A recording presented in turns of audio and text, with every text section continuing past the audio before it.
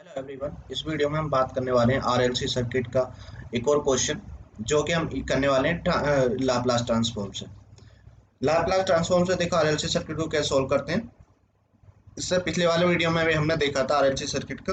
तो पहले क्या करते हैं, स्टेप वन में इनिशियल कंडीशन फाइंड करेंगे t equals to zero minus पे। ठीक है, इंडक्टर के अक्रॉस करंट और कैपेसिटर के अक्रॉस वोल्टेज, बस यही करना होता है। और स्विच को टी कस टू जीरो पे ओपन किया गया, तो इसका मतलब t equals to zero minus zero से पहले क्या रहा होगा, ये क्लोज रहा होगा। तो इसका बस मॉडल बनाने शुरू करते हैं। यहाँ पे वो किस टाइप का दिखेगा, मैं यहाँ पर राइट साइड में बनाता हूँ।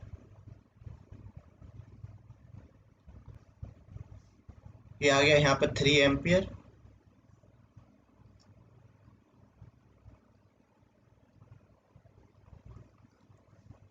स्विच रहेगा क्लोज, ठीक है, क्योंकि जीरो पे क्लोज किया गया है। तो हम बना जो रहे हैं ये कहाँ पे, at t equals to zero minus. ये 20 ओम, ये हो जाएगा शॉर्ट सर्किट। ठीक है, और करंट की डायरेक्शन डाउनवर्ड मान ली हमने, I L of zero minus, जो कि टाइम डोमेन में क्या करते थे। वो कैपेसिटर क्या होता है जीरो माइनस पे, ओपन सर्किट। और यहाँ पे कह दिया मैंने वोल्टेज है वी दे रखा, तो वी ऑफ जीरो माइनस। ठीक है, दोनों चीजें I L of zero minus और वी ऑफ जीरो माइनस निकालना है यहाँ से। तो देखो निकालना बहुत आसान। अब यहाँ से तुम देखोगे, ये वाली जो करंट है इसके सामने दो रास्ते होंगे, एक 20 ओम एक 0 ओम वाला। करंट कौन से पाथ को फॉलो करती है, लो रेजिस्टेंस पाथ को। तो लो रेजिस्टेंस वाला पाथ कौन सा है, ये वाला। ठीक है, तो करंट ऐस करके जाना पसंद करेगी और ऐस करके आ जाएगी। तो मतलब ये वाली 3 एम्पियर किस में जाएगी, I L of zero minus वाली ब्रांच से। तो यानी I L of zero minus किसके इक्वल आ गया, सीधा 3 एम्पियर। ठीक है, और V L of zero minus क्या है, इस वाले शॉर्ट ब्रांच के पैरेलल में लगा हुआ। तो अगर मैं ऐसा केवीएल लगाता हूँ तो यहाँ पर कोई रेजिस्टेंस नहीं। अगर रेजिस्टेंस नहीं है तो इसका मतलब इसके अक्रॉस वोल्टेज जीरो, यानी हमें पता भी है शॉर्ट ब्रांच का जो वोल्टेज होता है वो जीरो होता है। तो यहाँ से वी ऑफ जीरो माइनस क्या आ गया, 0 वोल्ट आ गया। ठीक है, इनिशियल कंडीशन मिल चुकी है। अब इन्हीं कंडीशन को मैं ऊपर लिख देता हूँ। ठीक है, मिटा के अब t equals to zero plus पे जो लाप्लास का यूज होगा उसको यूज करने वाले हैं। ठीक है, अब इसका सर्किट बनाना शुरू करते हैं। At t equals to zero plus, तो at t equals to zero plus क्या होगा, चलो यहीं पे बनाते हैं राइट साइड में। At t equals to zero plus Laplace. अब इसका बनाना देखो, यहाँ से शुरू करते हैं, राइट लेफ्ट साइड से। 3 एम्पियर का लाप्लास लो कितना हो जाएगा, 3 एम्पियर का 3/s। ठीक है, जैसे कांस्टेंट होता है उसके नीचे क्या आ जाता है, एस आ जाता है। 3 बाई एस एम्पियर। तो जीरो पे इसको ओपन किया गया, तो जीरो प्लस के बाद तो ये क्या रहेगा, ओपन ही रहने वाला स्विच। ठीक है, यहाँ आता है फिर रजिस्टर 20 ओम का, उसमें कोई चेंज नहीं होता लाप्लास में। अब आता है इंडक्टर। अब इंडक्टर का देखो कौन सा मॉडल यूज करना बेटर रहेगा यहाँ पे। तो हमें पता है इंडक्टर में करंट इस टाइप से थी, डाउनवर्ड, इस तरह से ही फाइंड की थी ना हमने। तो इंडक्टर का मॉडल क्या होता है, जीरो प्लस पे टाइम डोमेन में याद करो हम कैसे बनाते थे। इंडक्टर जो हमारा करंट, सो हम क्या करते थे, इंडक्टर को ओपन सर्किट कर देते थे, उससे जो करंट होती थी उसको फ्लो कराते थे। ठीक है, ऐसे ही करते थे टाइम डोमेन में। तो यहाँ पे इसकी जो वैल्यू आई है कितनी आई है, 3 एम्पियर, यानी 3/s हो जाएगा इसका जब लाप्लास ले लूंगा। लेकिन जब हम लाप्लास बनाते हैं तो इंडक्टर को हटाते नहीं है, तो यहाँ पे इंडक्टर को एज इट इज रख देंगे। ठीक है, तो इंडक्टर जो होगा वो एज इट इज आ जाएगा। ठीक है, तो इंडक्टर की वैल्यू 10 हेनरी थी। जब एल को हम लाप्लास ट्रांसफॉर्म में क्या करते हैं तो क्या हो जाता है, एस एल हो जाता है। ठीक है, तो एस ये कितना हो जाएगा, 10s हो जाएगा। ये इंडक्टर का मॉडल है। हम क्या करेंगे, देखो ये मॉडल यूज करना ज्यादा अच्छा नहीं रहेगा, हम क्या करते हैं इसको क्या कर लेते हैं और शॉर्ट में कर लेते हैं। तो इसका इसका सोर्स ट्रांसफॉर्मेशन कर देते हैं। तो सोर्स ट्रांसफॉर्मेशन करेंगे तो एक करंट सोर्स वोल्टेज सोर्स में चेंज हो जाएगा, जहाँ पे पोलरिटी किस टाइप आएगी, ये डाउनवर्ड जा रही करंट। तो करंट जिस तरफ करंट जा रही होती है वहां पे क्या आता है, पॉजिटिव टर्मिनल आता है बैटरी का। ठीक है, तो पॉजिटिव टर्मिनल कहाँ पे आने वाला, नीचे की तरफ। तो ये आ गया रेजिस्टेंस ऊपर, यानी 3/s, सॉरी 10, ये 10s जो हो चुका है वो ओम में चेंज हो चुका है। तो यहाँ पे लिखेंगे 10s ओम। ठीक है, और वोल्टेज की वैल्यू क्या होगी, रेजिस्टेंस मल्टीप्लाई बाय करंट, यानी 10s multiply by 3/s, S से एस कट गया, ये कितना आ गया 30, यानी 30 वोल्ट। इस वाले मॉडल को उठा के मैं क्या कर दूंगा, सर्किट में रख दूंगा जहाँ पे इंडक्टर लगा हुआ था। तो रख देता हूँ मैं बस इसको यहाँ पे उठा के, ये आ गया इंडक्टर, ये आ गई इसकी बैटरी।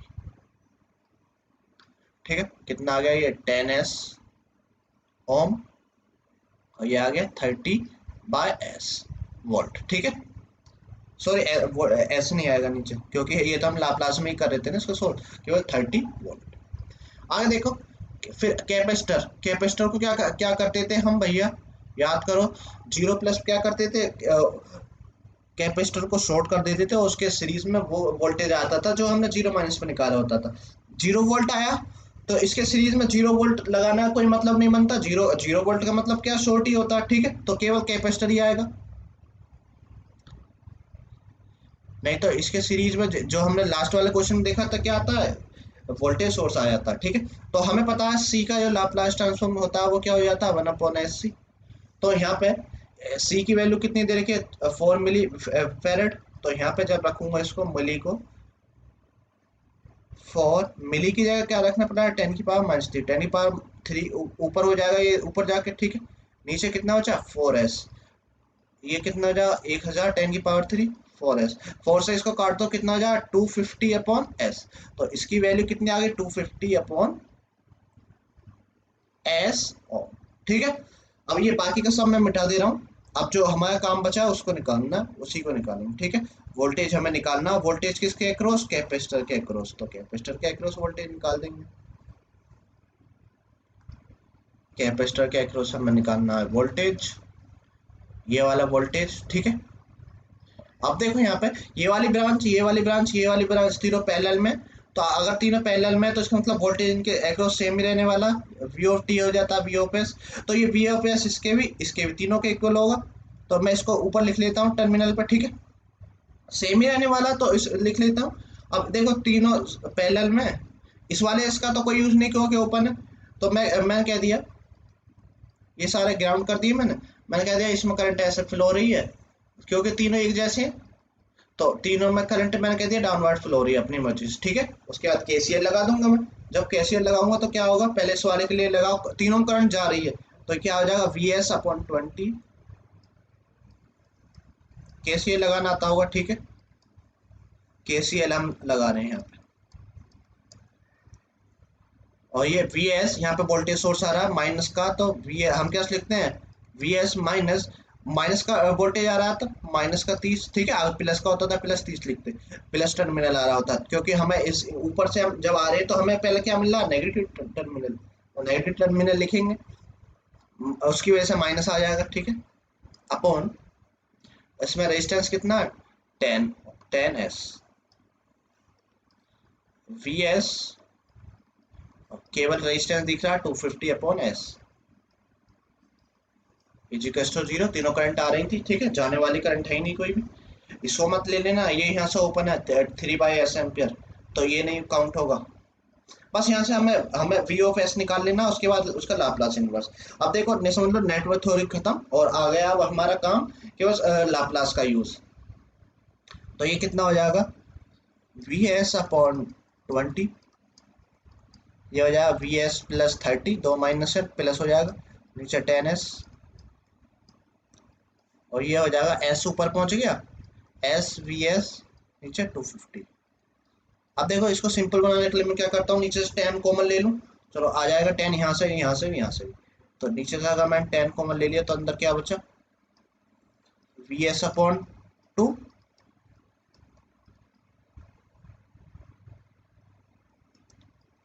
VS+30, यहाँ पे बचेगा केवल S V ऑफ S/25। तो 10 इधर को मल्टीप्लाई हो जाएगा जाके राइट साइड में, जीरो से तो जीरो ही हो जाएगा। यहाँ पे मैं एलसीएम लेता हूँ 2s और 25 का, कितना आएगा 50s। ठीक है, 50s आएगा ना, तो यहाँ पे कितने मल्टीप्लाई करनी पड़ेगी 25s की, एलसीएम सेम बनाने के लिए। यहाँ पे करनी पड़ेगी 50 की मल्टीप्लाई पूरे उसमें टर्म में, VS+30 है अंदर, और यहाँ पे कितने करनी पड़ेगी हमें 2s की, तो ये हो जाएगा कितना 2s² v of s equals to 0। ये 50s तो इधर जाके फिर अगेन 0 हो जाएगा, 0 से मल्टीप्लाई होके। तो ये कितना आ गया हमारा 25s वी ऑफ एस, 50 के अंदर मल्टीप्लाई करो, ये हो जाएगा 50 वी ऑफ एस, 50 की 30 में कितना आ गया 1500, और ये हो जाएगा 2s² v of s equals to 0। तो वी ऑफ एस 3 टर्म में दिख रहा है मुझे, यहाँ पे यहाँ पे कॉमन ले लूँ, अंदर क्या बचा, यहाँ से बचा 25s, यहाँ से बचा 50 और वहाँ से बचा 2s²। ये 1500 प्लस का था और उधर जाके माइनस का हो जाएगा। अब देखो, अब क्या करता हूँ मैं, यहाँ से वी ऑफ एस निकाल लेता हूँ डायरेक्ट।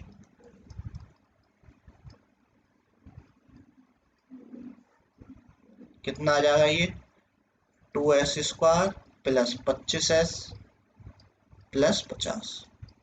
नीचे से 2 कॉमन आ रहा, 2 कॉमन ले लेता हूँ, ठीक है। तो ये कितना हो जाएगा 1500 अपॉन 2 कॉमन ले लिया, तो यहाँ बचा s², और यहाँ पर बचेगा 25 अपॉन 2, यहाँ पे तो कुछ कॉमन नहीं है तो 2 डिनोमिनेटर में आएगा उसके, और 50 में 2 कॉमन ले आऊँगा, बचेगा 25। ठीक है, 2 से ऊपर डिवाइड कर दो, तो 1500 को डिवाइड करेंगे 2 से तो 750 हो जाएगा।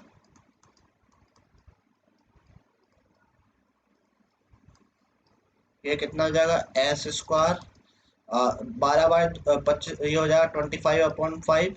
ठीक है, 25 को जब 2 से डिवाइड करेंगे प्लस 25, इसके फैक्टर कर सकते हो क्या आसानी से, 25 से कम 25, 12.5 को 25 में लिखना, क्या कितना हो जाएगा 2.5 एंड 10। ठीक है, क्योंकि 2.5 की 10 से मल्टीप्लाई करेंगे 25 आएगा, दोनों को ऐड करेंगे 12.5 आएगा। या तो फिर क्वाड्रेटिक फॉर्मूला से भी फाइंड कर लेना, एस इक्वल्स टू क्या होता है minus b plus minus b² minus 4ac upon 2 है। ठीक है, इससे फैक्टर फाइंड कर लेना। फिलहाल यहाँ पे हमें डायरेक्ट ही दिख रही है तो डायरेक्ट ही फाइंड कर सकते हैं, या तो इसका यूज कर लेना। ठीक है, इससे अगर वैसे नहीं आता डायरेक्ट फाइंड करना, कहीं पे डायरेक्ट हो जाते हैं तो वहां पे डायरेक्ट यूज करो। तो ये कितना आ जाएगा s प्लस 10 और s प्लस 2.5। ठीक है, अब क्या करना है, इसका बस पार्शियल फ्रैक्शन करना रह गया। तो ये क्या पार्शियल फ्रैक्शन में क्या लिखते हैं, दोनों जो फैक्टर होते हैं उन्हें ए बी सी के नीचे लिख लेते हैं, s प्लस 10 और b अपॉन s प्लस 2.5। अब क्या करेंगे, राइट साइड में एलसीएम लेंगे। ठीक है, ए वाई और बी की वैल्यू ला के यहाँ पे रख देंगे और इनवर्स लाप्लास ट्रांसफॉर्म फाइंड कर देंगे। 750 s प्लस 10 s प्लस 2.5, यहाँ पे जब एलसीएम लिया राइट साइड में कितना हो जाएगा s plus 10 s plus 2.5, a की मल्टीप्लाई हो जाएगी s प्लस 2.5 से और b की मल्टीप्लाई हो जाएगी s प्लस 10 से।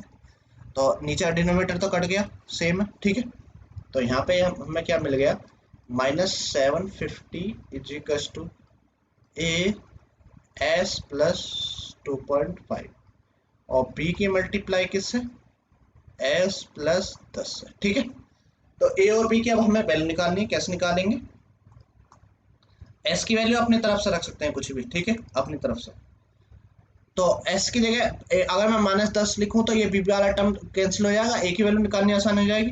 तो पुट s इक्वल्स टू -10, तो ये कितना हो जाएगा -750 a -10 प्लस 2.5।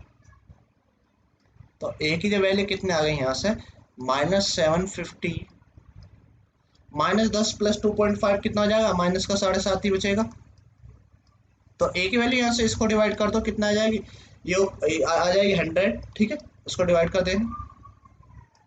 ऐसे ही b की वैल्यू के लिए क्या करेंगे, a वाले टर्म को 0 बनाएंगे, तो s -2.5 रख देंगे।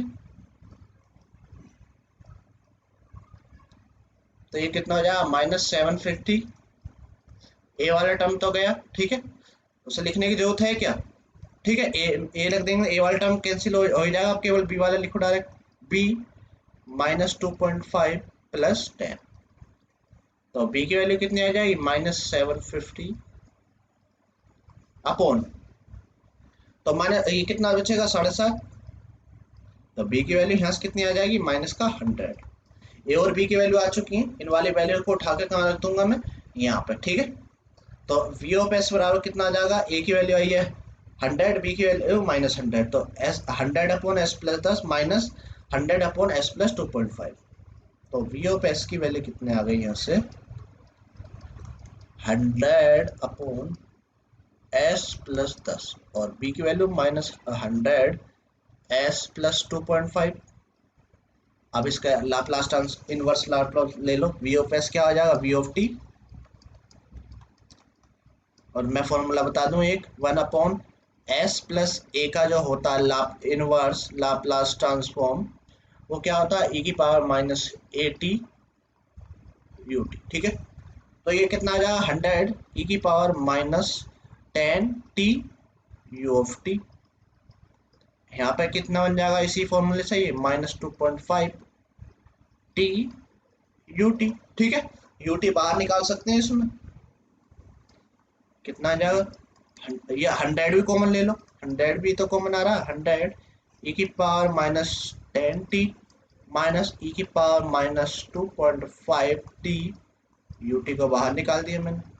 एक आंसर ये भी पॉसिबल है, एक दूसरा क्या है ut के बिना लिख सकते हैं, कंडीशन लगा के उसको ब्रेक करके कैसे लिखेंगे, दोनों आंसर मिल सकते हैं देखने के लिए कहीं कहीं पे, इसलिए मैं हमेशा जितने आंसर पॉसिबल होते हैं सारे बताता हूँ। ई की पावर -100t माइनस ई की पावर -2.5t, यहाँ पे ut को हम कैसे कर सकते हैं t>0, ठीक है, इस तरह से प्लेस कर सकते हैं, बात वही है। तो बस ये पूछा था इसमें, देखो वोल्टेज आ चुका है, किसी भी एलिमेंट के वोल्टेज पूछे करंट पूछे वही एक बार मॉडल बना लेना, मॉडल बनाने के बाद तुम्हें इक्वेशन सोल्व करनी है। ये डिपेंड करता है तुम्हारा लाप्लास ट्रांसफॉर्म कितना अच्छा है, जितना अच्छा लाप्लास ट्रांसफॉर्म होगा उतनी जल्दी ये क्वेश्चन बन जाएगा। कुछ नहीं था यहाँ पे एक बार बस उसका मॉडल सर्किट याद करो, मैंने बताया हुआ जो बेसिक वाला वीडियो वो जरूर देखना चाहिए आपको। पहला जो बेसिक शुरू होता है, basic of transient analysis using Laplace transform, आप उसको जाके देख सकते हैं, इन 4 वीडियो से पहले वाला ही वो होगा। वो अगर आप डायरेक्ट ट्राई कर रहे हैं तो थोड़ी मुश्किल आ सकती है। फिलहाल मैं सारी चीज़ें बताता हूँ एक ही वीडियो में, आई होप आप लोगों को समझ आया होगा। You are enjoying this session. Next video में हम एक और अच्छा सा क्वेश्चन लेकर आएंगे। फिलहाल इस वीडियो में इतना ही, ओके, थैंक यू, मिलते हैं नेक्स्ट वीडियो में।